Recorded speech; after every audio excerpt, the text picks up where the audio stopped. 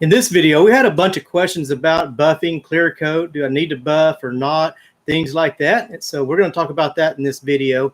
And I've got several questions. Once I answer those, then we'll see if you have any questions. So sorry for the delay. I was having some problems with my internet. It's kicking me off. So I did this update. I was thinking like a 5-minute update or something. No, it was like 45 minutes. I mean, I was going to be early and have everything ready, but it just didn't work out this time.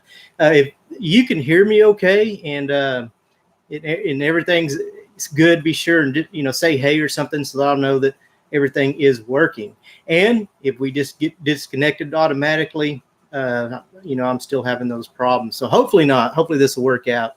So yeah, kind of let me know if you can hear me in my stream. The stream is coming out okay. So we're going to jump into a few questions. And the first one that reaches out and says, hey, or has a question or anything on here, I'm going to send you one of these shirts. I just need to get your an address to send it to. So first one to mention anything gets a shirt. So I'm going to jump over here to these questions. And I've got a few of them. So Zero to Hero asks, finished painting a car, but I have dust, no runs, and need to flow coat it. Could I sand it with 1500 grit? Yeah, you'd be safe probably anywhere from the 800 to 1500 grit. 1500 is going to take a little longer to get all your orange peel out and, any dirt and things like that. But what he's talking about, he's already got it clear coated. Now he just wants to come back and put some more clear coat on. A lot of times with the flow coat, you may reduce it a little bit thinner to where it flows more. This is done a lot with like show cars and things like that. It's not going to match your factory OEM orange peel if you do that, because you're taking that orange peel out and you're putting a real smooth coat on. So, but if you're doing a complete paint job and you're wanting to flow out real good, yeah, that would work fine. I've done that before. So, and especially, the dust, you'll see that when you start sanding it. You'll see where that dust is at. And as soon as it smooths up and it's a flat surface, that's all you need to do. So it shouldn't take much effort to get that sanded down if you just had some dust. And you'll have some orange peel too. And you'll see that whenever you go to sanding that out. So yeah, that sounds, have no problem with that. That should work. And let's see. Okay, Tony O says, hello. Why do I have to spray clear coat over new paint when it has to be wet sanded before putting on the compound? I'm just confused. Why spray it if it has to come off? Can I just use compound on new paint without spraying the clear coat? Please help. I appreciate it. Now, Tony, this is going to depend. What kind of if you're spraying base coat, you're not going to get your gloss. It's not going to be glossy like it should. A base coat has to have clear coat applied. Now, if you're talking here about like a single stage paint does not require clear coat. Yeah, you could spray the single stage paint, and if it looks nice and glossy, you wouldn't need to put the clear coat on. Now, when it's talking about buffing, I memean, if it looks good, you don't really need to buff. And I think I've got another question I'm going to answer like this, but it's not necessary that you have to buff. But you buff to remove orange peel, to remove dirt, to remove runs, anything that doesn't look good. That is what you're doing, is you're removing that and then you're buffing it out. But if you got done spraying it, it looks good and it was a single stage, it kind of sounds like it may be. No, you're good. You don't necessarily have to clear or buff at that point. Make sure I understood you right. Can I just use the yeah, you can use a compound. But if you don't need to, I wouldn't, especially a single stage. It's a little harder because you don't have that clear to buff. So that's the best I can understand that question. I may not be getting it quite right, but and I think he's confused of why you have to buff it and then clear coat it. So whenever you're buffing, that would be after the clear coat. I mean, you would put your base coat on, you'd put your clear coat on, and then you'd take care of all the paint defects and then buff it out. So, but if it looks good, you don't necessarily have to buff. So hope that helps answer your question. Let's see. Okay, I've got another question, and you're not going to be able to see this. He sent me a website or a picture online, but what it is says, Alan S says, how would you go about fixing that? Do I need to sand anything before starting? And which parts do I need to apply base coat and clear coat? And what he sent me a picture of a bumper cover, and it's got some scrapes in it. Some of them are pretty deep. They're down to, pass through the clear coat and even through the base coat. So first thing you need to do with any type of paint job, you want to wash that with soap and water to try to get all the contaminations off, silicones, all that sort of thing. And then you want to use like a wax and grease remover just to make sure all that's gone. And then you're going to have to feather edge the scratches. You will have to sand that. And you're going to get you can do it block by hand, like 220 grit, or you can use a DA. But basically what you're going to do is layer all that paint out where it's not a big scratch there. And anytime I feather edge, where I feather edge at, I will apply some primer surfacer there, because, if you don't, you're going to see those rings through the paint. You're going to see where you sanded. So I'll use it always. Anytime I do body work or I have to feather edge like a scratch out like you're talking about, anything like that, I will prime and block, just to make sure it's all level and surfaced. You won't see that. And another thing with plastic, those is deep enough, you're probably going to go through and hit the plastic in several areas before you get that all leveled out. And anywhere that's bare plastic, you really need to use a plastic adhesion promoter on that. That type of plastic, most front and rear bumper covers, the polyolefin type of plastic, and stuff doesn't stick to it real good. So you will want to apply some just thin coat. You don't want to put it on too thick. That will cause you problems. But put on a thin coat or two of adhesion promoter, let it set for about 10-20 minutes, and then you can put your primer surfacer on.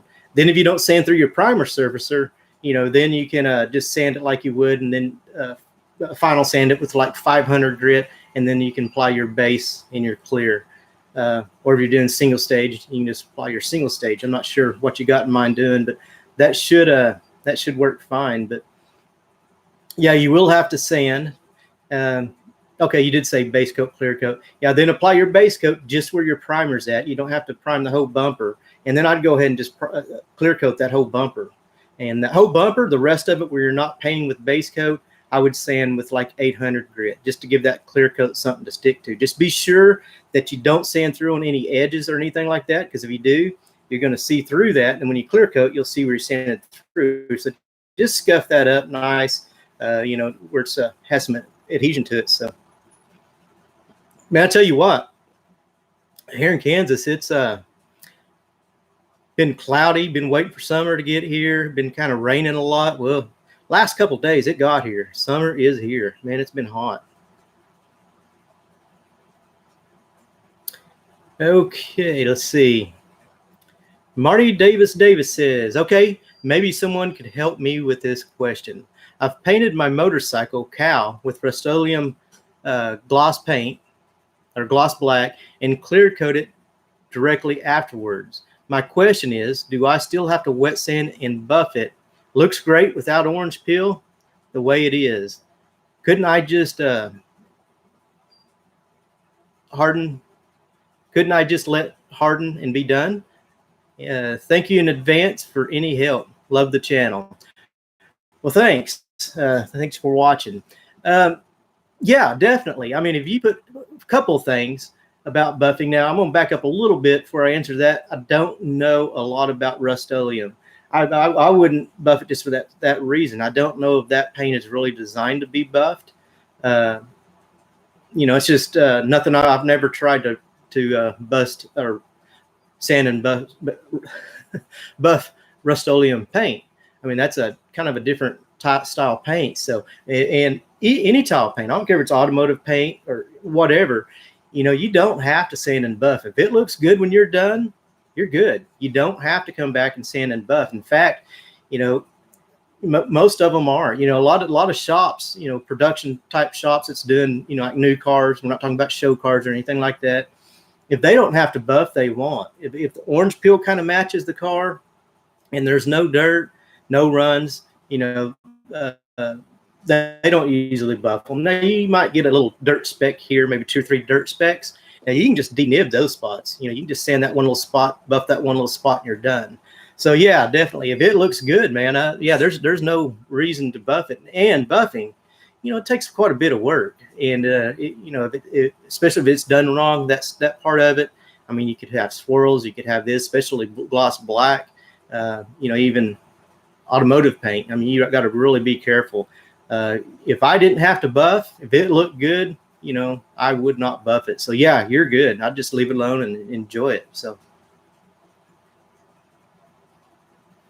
Okay, I had one last question, and this one just came in a little bit ago, and I'm gonna go ahead and answer this, and then I'll switch back the screen. I can see, I can't read your comments right now, but I'm kind of looking over here at a different screen to read these questions. So Mike says, I have the Eastwood Concourse Pro HVLP gun, 1.millimeter tip. I'm spraying urethane base, clear, 3M Diamond this weekend. But spraying outdoors. Should I set the pressure to 15 psi or lower to reduce overspray? Any other advice? Okay, first of all, that's a nice gun. I remember several years back, we did a whole series using all Eastwood products. We painted a Mustang, and we changed colors on it and everything. But you know, just about everything that we used in that video was from Eastwood. I mean, the body fillers and the primers and the clear coats and base coats and everything. And they also sent me one of those guns, and it sprayed good. I had no problems with that gun. So that's a pretty nice spray gun. Now, to answer your question, no, I would not turn the air pressure down, because what's going to happen, you start turning that air pressure way down, and it's going to make really big drops. And, you know, instead of atomizing correctly, it's just going to be big drops, and it's going to have really, really excessive orange peel. So I would not mess with the air pressure. I can't remember. It's been a while since I've used that gun. I don't know what's recommended on it, but I would try, you know, starting out at 24, 25, and still go by that rule. You know, do a test pattern. And this is kind of how you can tell, you know, about 6 inches away, you know, set the air pressure when the trigger's fully pressed at 24. And just kind of look, and this way, you know, no matter what gun, you kind of know what to look for. If it's heavy on top and heavy on bottom, that means that you got too high of air pressure. You know, it's over atomizing and it's shooting out to the outsides like that. If it's kind of balling up in the center, and you can kind of see that texture orange peel look, you know, it's what that is. It's just the drops are too big, and they don't have time to flow. And it just kind of looks bumpy. You know, that's too low of air pressure. So just kind of test with it when you're spraying a test pattern to where it's a nice oval circle, and it's not heavy on top or bottom, and it's not spraying out big drops. That's what I'd do for that. I've sprayed in shops before, you know, just open shops. I've heard of people spraying outdoors and turned out real good, you know, but yeah, just gotta be careful that it's not windy or anything like that. I've never done that part of it, but I know there's been a lot of people to do that. But I would not mess with the air pressure. That'd cause problems. Okay, that is the questions I was going to answer on this. Now I'm going to go back over here and see if I have any questions.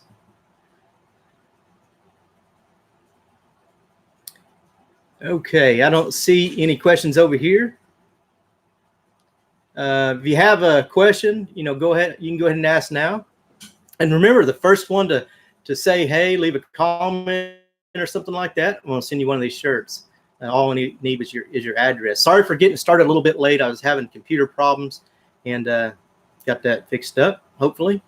Is everything streaming fine?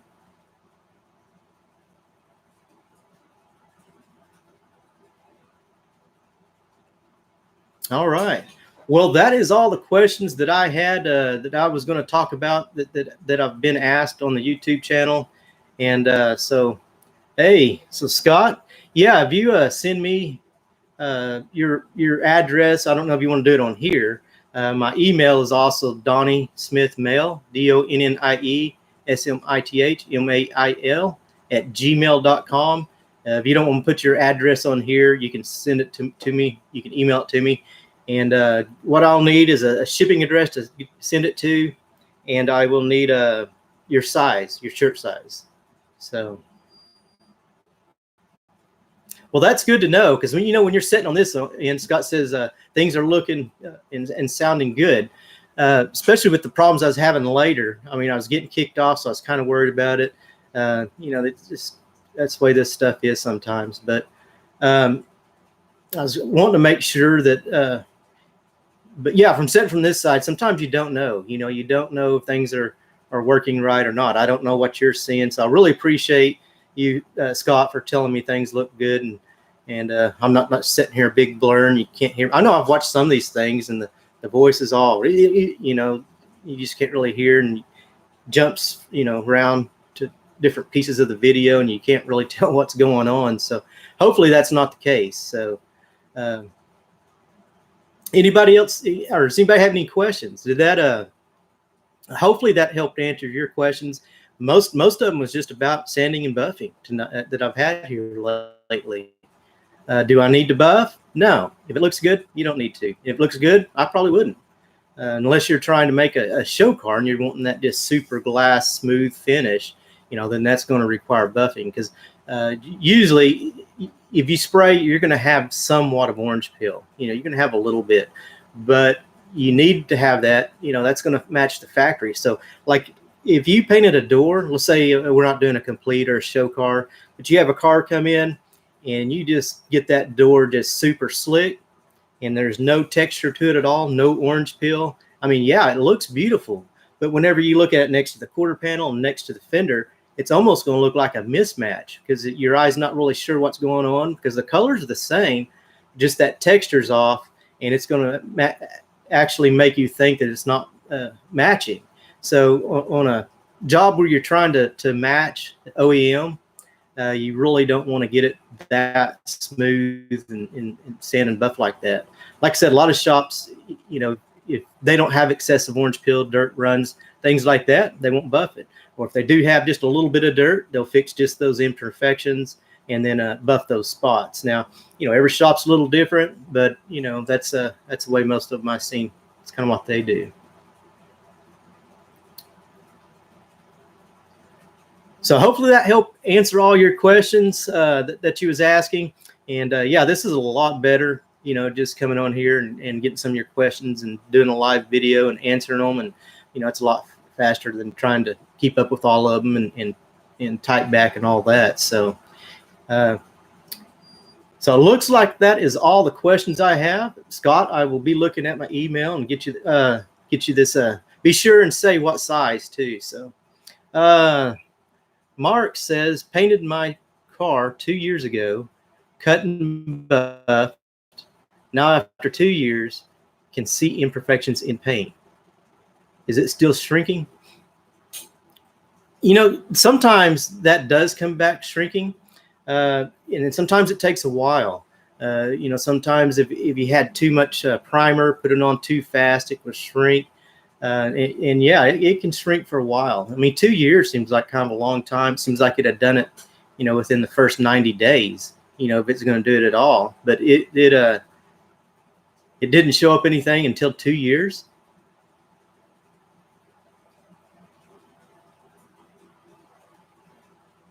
I mean, after 2 years, I wouldn't think it'd be shrinking. But maybe just the deterioration of the sun kind of eating the top of it, maybe that's kind of helping it show through. Is that something that's really noticeable, or?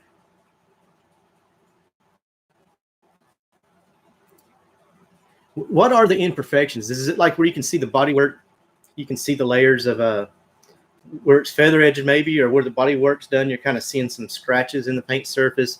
Or are you talking about from buffing, the swirl mark? That could be it too, buffing or even washing, especially black cars. You got to be real careful. I mean, you can actually put swirl marks in them just by washing them. So you got to be real careful. Make sure everything's super clean when you wash darker colored cars. And, I'll even use a 2 bucket system, and that's where you basically rinse your mid out before you put it in the soap. And, just to make sure all dirt's out with darker colors, because just get a little bit of dirt in there, and then you swirl it around that paint job, and that will cause a bunch of swirl marks. So not sure what kind of problem you're having, but hopefully that kind of helped answer one of those.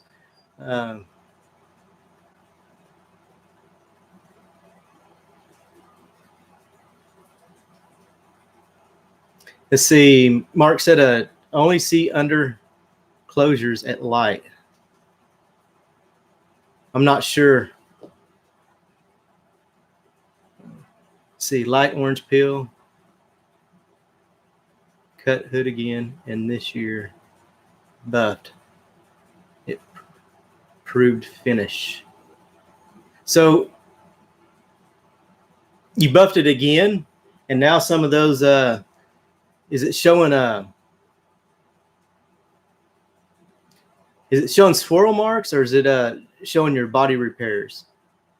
And that's a thing. If you see light, okay, so you cut a little bit of light orange peel, cut hood again.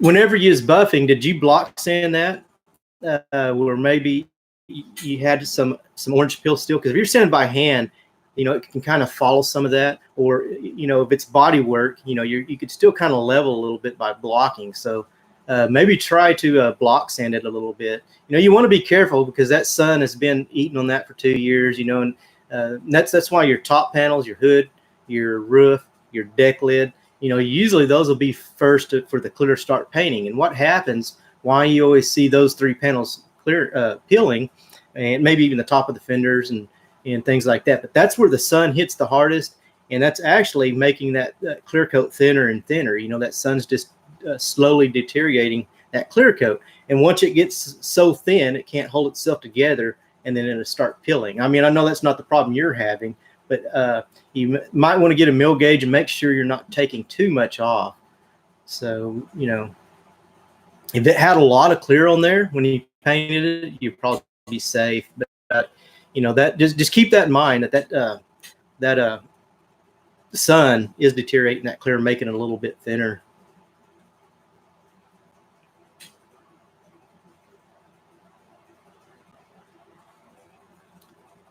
So did that kind of help answer that question, Mark? I got a mosquito or something messing with me.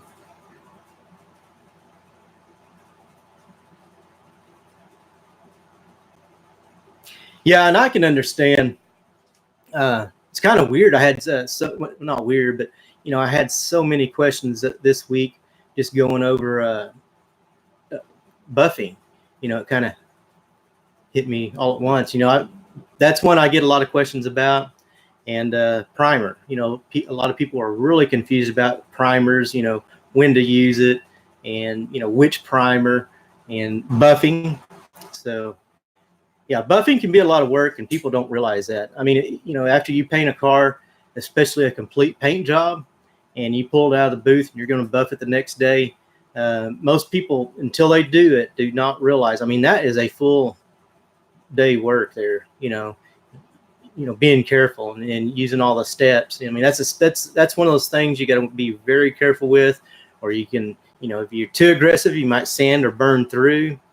Or, if you don't take, like, say you start out with 1500 grit, and then you switch or whatever, say, or 12, and then you get a 1500. I mean, that 1500, you need to be sure and get all those 1200 grit scratches out. And then if you go up to 1500 or 2000 or 3000, if you go up to 3000, you got to make sure you get all the 2000 grit scratches out. So a lot of different systems out there. Some of them don't require that you go that smooth. And if you do any 3M, man, I can't remember what.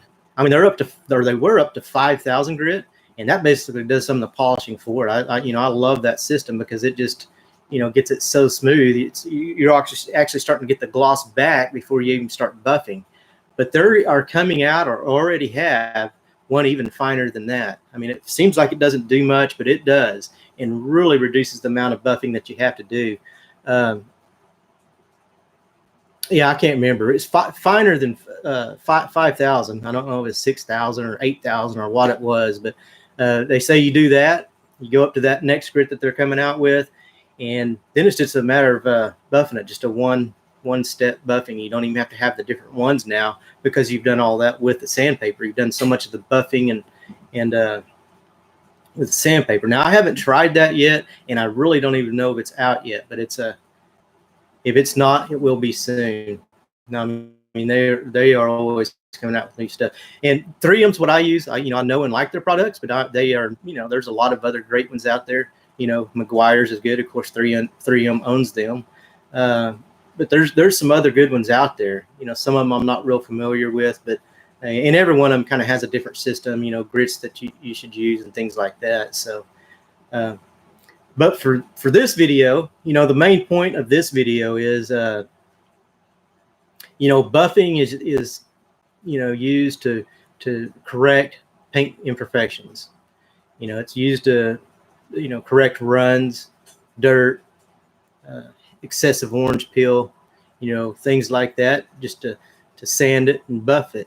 It is not anything that you have to do. You don't have to. There's been lots of paint jobs that I didn't buff, and they look great. If they look great, I wouldn't go through all that, because it is a lot of time and effort that you're going to put into buffing. And if you're at a shop, sometimes it's even kind of hard to get paid for that part of it from insurance. So it's not anything that you have to do. Now, if you're getting ready, if you're doing a car show and you want that glass look appearance, where it looks real deep and you can see no orange peel or anything like that, then yeah, you can do that. And it's gonna, you plan on taking 8+ hours to get it just right. It's a lot of work. And be sure, and whatever, like if it's 3M, make sure you're using the right buffing pads with the right polishes and all that. Keep everything super clean so that you don't scratch anything. So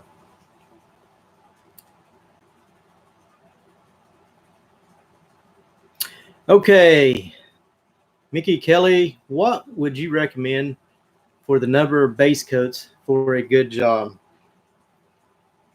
Okay, basically, that's changing too, but I'm just going to go with the traditional answer on that. So base coat, you're just putting it on to cover it, to give it the color. I mean, base coat's the pigment, it's the color. Really doesn't have to be thick. That is not your protection.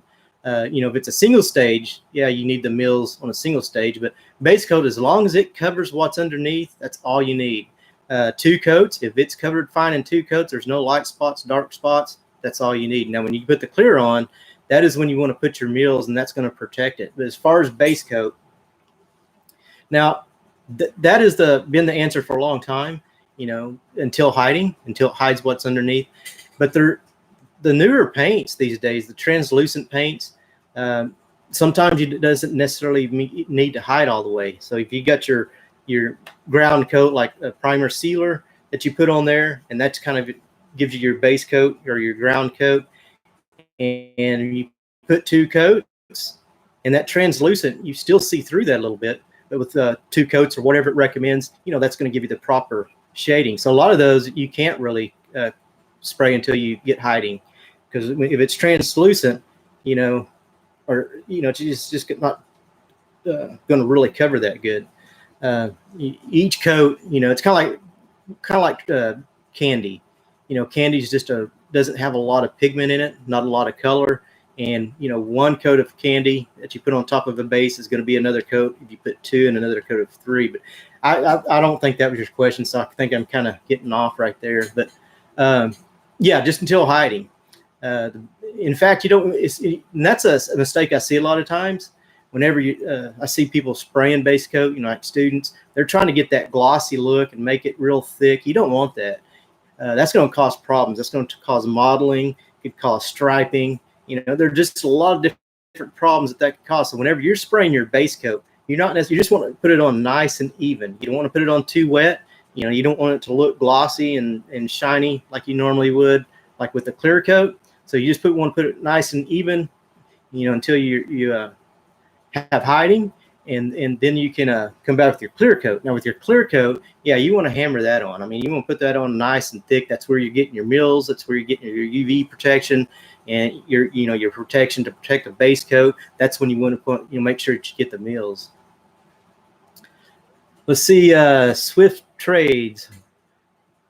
What did I do wrong if my primer is bleeding through on silver quartz panel on my Corolla? You know, I don't know what kind of primer you is using. Let's see, primer is bleeding through. Used to be a big problem with a lot of things bleeding through primers, like even your putties and even your body fillers and stuff like that. Back when we used the had lacquer primers, you know, but haven't had much of a problem since we moved to 2K primers of bleeding through. Do you know what kind of primer you're using?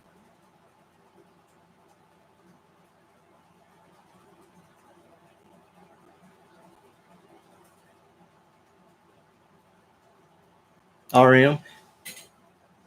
Well, that's a good brand. Is that the silver? Was it solvent or base coat? Base or waterborne?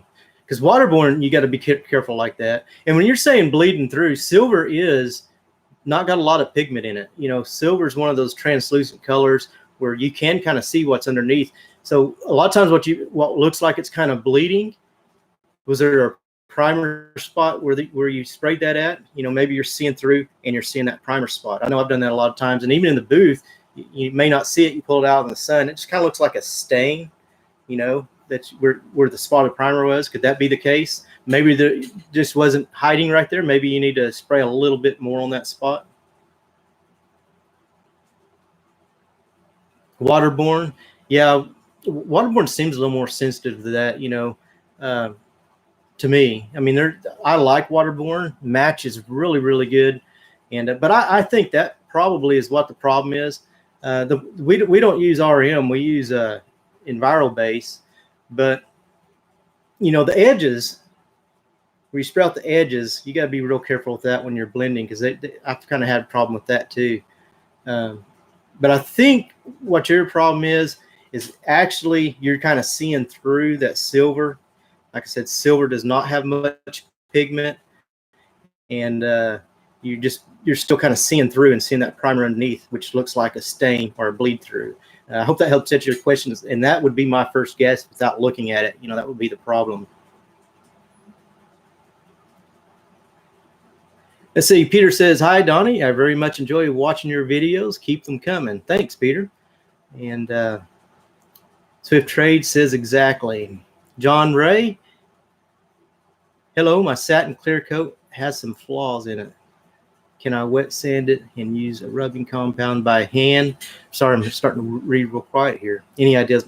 You know, I have been asked that before, and I even went to SEMA asking people about that, you know, a couple of years ago.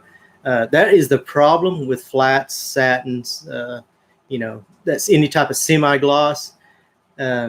There's nothing you can do with it. If you get a run in it, you know, I mean, you got to live with it. You can't, if there's any dirt in it, you got to live with it. Now, the good thing about those is a lot of times, like the light dirt, you know, or runs, any flaws, you don't see them as well without that gloss. You know, without that reflection from the gloss, a lot more is hid. But if you do have a problem, you're kind of stuck. There's really not a whole lot you can do. In fact, this was a couple of years ago, but I did a test panel, just messing around with it when I was trying to figure something out, see if there's an answer, which I never did figure one out, and no one else has one either that I know of, you know. But we painted a fender with that, and then we masked it off, and then we sanded and buffed the top of it, and the top was glossy, and then the bottom was, you know, kind of the matte look. So that was kind of a cool effect you can do with that. But to answer your question, man, there's you know, they're coming out with new stuff every day. But as far as I know, there's really nothing you can do with those. You know, once it comes out the booth, that's kind of what you got. You know, looks great, but yeah, no, you can't sand or compound, or that spot. You know, it will be glossy, won't match anymore. Let's see. Lewis Flix says hello. Is it possible to paint on top of a few burn throughs that have been covered with one coat of self-etch primer? So I'm assuming, yeah, So you had a couple burn throughs where you hit metal, and you want to know if you can use self etch. Yeah, and that's probably what I do. I mean, overall, I usually prefer epoxy. If I'm doing big metal areas and things like that. But if I sand down, whether it's a used panel you're doing or even a new OEM panel, that you get from the dealership or whatever. If I have 3 or 4, metal areas, I'll just get the rattle can self etch, spray that on there, let it set for about 10, 15 minutes, and then I can come back with my primer sealer, then base coat and clear coat. You don't need to sand the self etch if you're doing it that way. You just put it on and then go straight on top of it. So yeah, I wouldn't have a problem putting self etch on top of some burn throughs, and I've done it. I've done it quite a few times.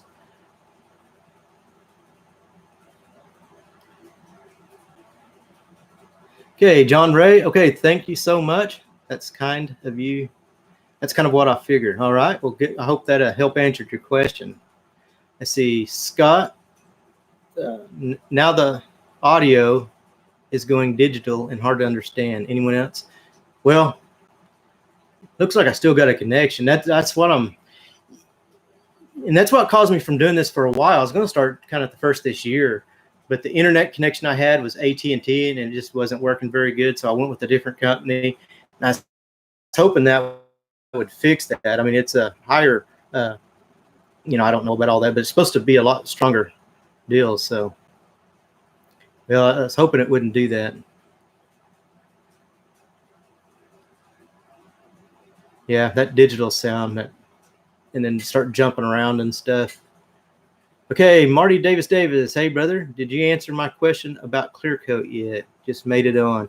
Yeah, after this gets done, you can go back on there, and I did answer that. So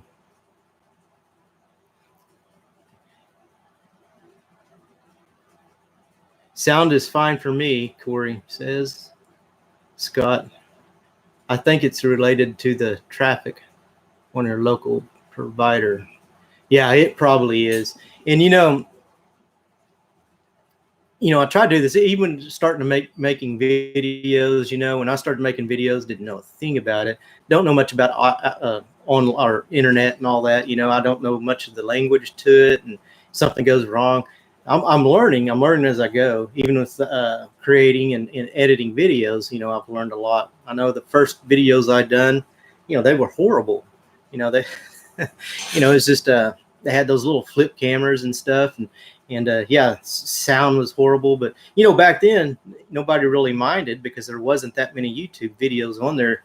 So there really wasn't the better quality videos that came out. In fact, the screens wasn't even wide. It was a little square screens and all that. But came a long ways. The internet and YouTube has with the quality, and I'm kind of catching on a little bit as I go too. I mean, I kind of know the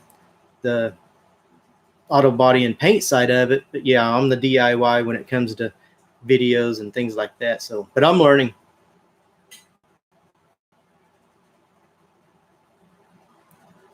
Okay, Lewis says, thanks. And how would you prepare a replacement plastic body panel for paint? I would go ahead and final sand it. Now, a lot of times on plastic, usually I final sand everything with 500. Plastic, you might move up to 600 to 800, because sometimes it holds scratches a little bit better. But the only thing you really got to do with plastics, especially if it's a TPO or some type of polyolefin plastic, you need to have some plastic adhesion promoter on there. And you need to be careful, especially if it's bare plastic. You don't want to be putting like a solvent-based wax and grease remover. Now you can use waterborne, or like they have like a alcohol product you can use on there, but that solvent will actually kind of soak into the plastic and cause you problems later. So I wouldn't use that. I'd wash it good with soap and water. That's going to be the best thing you do, is make sure you get all the contaminations off, and make sure the soap you're using is a non-silicone soap, because they have some soaps that kind of help wash and wax and protect. You don't want any of that. You want to make sure does not have any silicones. And a lot of people argue with me about this, but a dish soap like Dawn dish soap, they say the pH is not right or whatever, but that does not have any silicones, and they say if you wash your car with that, it will strip your waxes, and well, that's what you want. You're wanting to get all that off of there. And sometimes these plastic parts in the molds, will have a coating on there that really needs to come off. So I would wash it really, really good with soap and water. And if you have a plastic cleaner, use that. It'd be like a alcohol type product. You can use that. And then I would shoot it with some, probably just rattle can, or they do got it that you can spray it in a spray gun. Just go over it lightly. And that's the thing about most adhesion promoters. If you put it on too thick, it'll actually work against you. Then you'll have problems. So you don't want that to happen. So just put on a couple of light coats, and then allow that to dry. And then you can go with your primer, sealer, and painter, like you would at any other part. So, and not all plastic recommends a, if it's not the polyolefin like your bumpers and stuff, you may not need an adhesion promoter. But just to be safe, it's not going to hurt nothing. I'll usually apply it to any plastic, even when I apply clear coat over headlights. That's a hard plastic, but I still go ahead and apply some plastic adhesion promoter before I apply the clear coat. I'll sand them down with 800, apply the adhesion promoter, and then clear coat them. So, all right, well, that looks like all the questions. I'm gonna kind of wrap it up for this video, and I appreciate all of you for showing up, even though I was a little bit late due to technical difficulties. Hopefully I get those fixed up as we go. Like I said, I'm kind of learning this live video as I go too. I haven't done many of those. I did them. I've done some Google Hangouts and kind of knew that a little bit, and then they switched all that up. I don't even think they have those anymore. So, like I said, YouTube's always changing. About the time you figure it out, they change. And for a person like me, not internet savvy, it takes me a little bit of work. But anyway, thanks for joining. If you have any questions, you can still leave them down on my videos, and I'll try to do some more of these live videos. And I put a poll out on my community or whatever it is tab on my YouTube page, about what would be the best day, and the highest percentage was Friday. And then I asked what time. It was 7, so that's why we're going for this time. Didn't a whole lot of people vote on that? I'm assuming if that's where it is now, even more people did vote. That's probably would stay like that. But if you want to, you can stop by the community tab and use those 2 polls there, and see what time and day that you would like, you'd prefer. So anyway, thanks for watching this video. Take care, and we'll see you in the next video.